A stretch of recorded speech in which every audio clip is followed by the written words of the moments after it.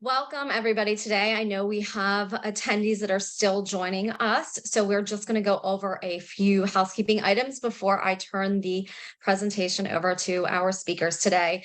Welcome to today's Environment and Energy Leader webinar, sponsored by INTELEX. It's always a pleasure working with the team from the company.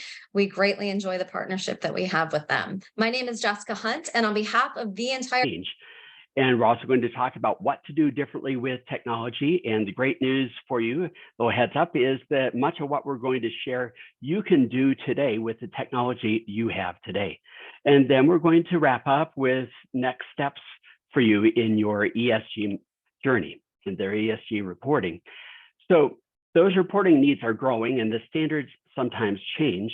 And on top of that, ESG is making headlines more often. So the visibility of what you're doing with ESG is only going to grow. We see challenges about managing multiple ESG data feeds.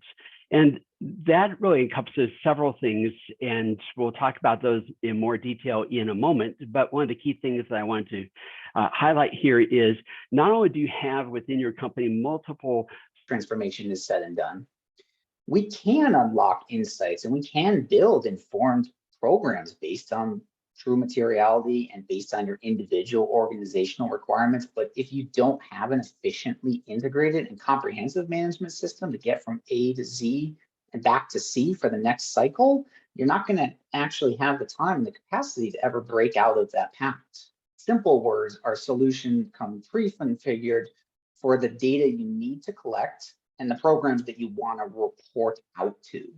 Acquiring and aggregation are jobs for the tool and not for the user. So those are automated where possible, and where the user is required to acquire data, we manage it with our highly acclimated tasking user experience. From here, you're enabled. The only thing more difficult than a report out that the goals and initiatives are off track is an untimely report out. So staying lockstep with the data and ahead of those trends in your data set are the best tools to allow you to act and adapt. Escalate, you'll want to not only track how you're doing with your greenhouse gases, but also work actively to reduce those tax burdens that can impact your business financially. And the double part is it adds how your business's activities impact society and the environment. So that's one of the first things I would do if that isn't a habit of your team already, is to periodically identify and assess materiality. Don't set it and forget it. Be sure to look at it at least once a year is my advice to you of something to do differently. And again, this is great AI-powered technology, but you certainly can first and foremost is a simple and clean data interface for data entry. Embed that interface into your platform to be supported by tasking, notifications, rich data validation logic, and pre-configured content. And you can get started on your software-enabled journey very quickly and very efficiently. The auditability of your data for third-party assurance, which is probably going to be a sweeping requirement at each individual data point. We recommend approaches that deliver dynamic and interactive insights to you.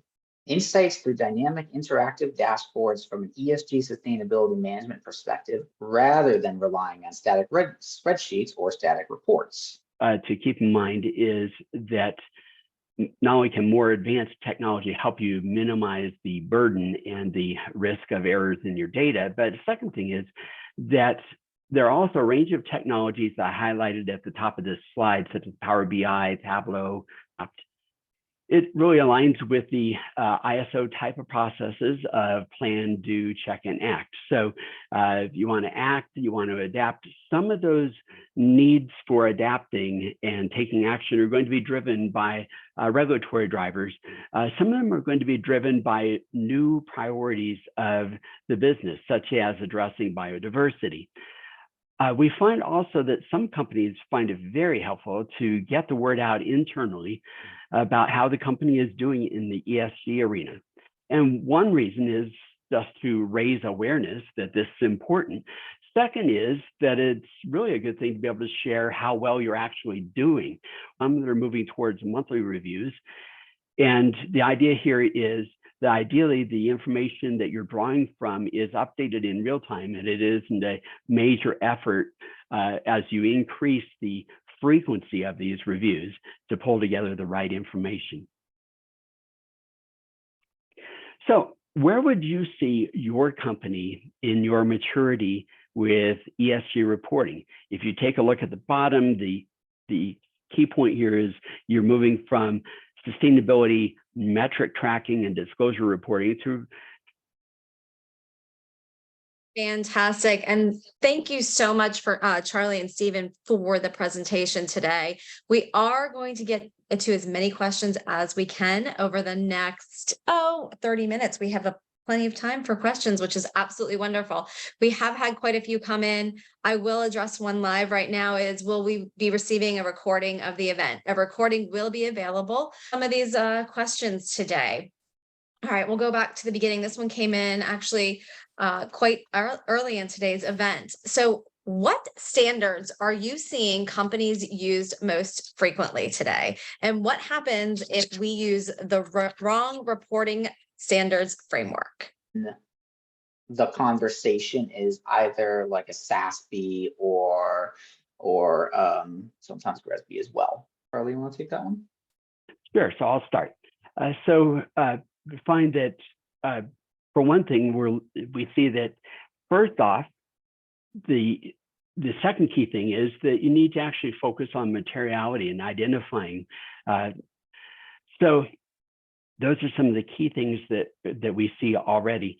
There's a lot more detail, but it gets deep very quickly. So I'm giving you on purpose just the starting points. Where reporting bodies really starts to take grip. It's pretty obvious that between CSRD and the US SEC, the whole landscape is going to look a lot differently if we just fast forward 12, 18 months from now. Anything else you want to add, Charlie?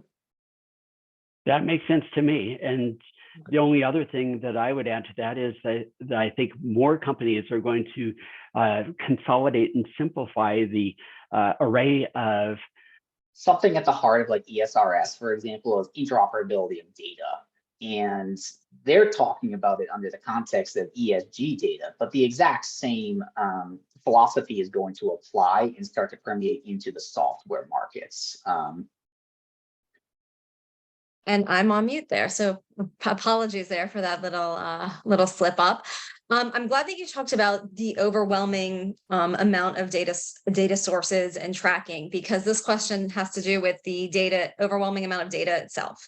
So how can companies hone in on a few data points to track and improve on when it seems like there are so many things that a company really does want to focus on? Hopefully that touched it. Charlie, anything else you want to add to that? Well, that's a great question. And actually, at one point, I was an ISO certified ISO 14001 lead assessor. So I actually have worked with some companies, but I got to tell you that actually across the broad range of. Before we say goodbye to the attendees this afternoon?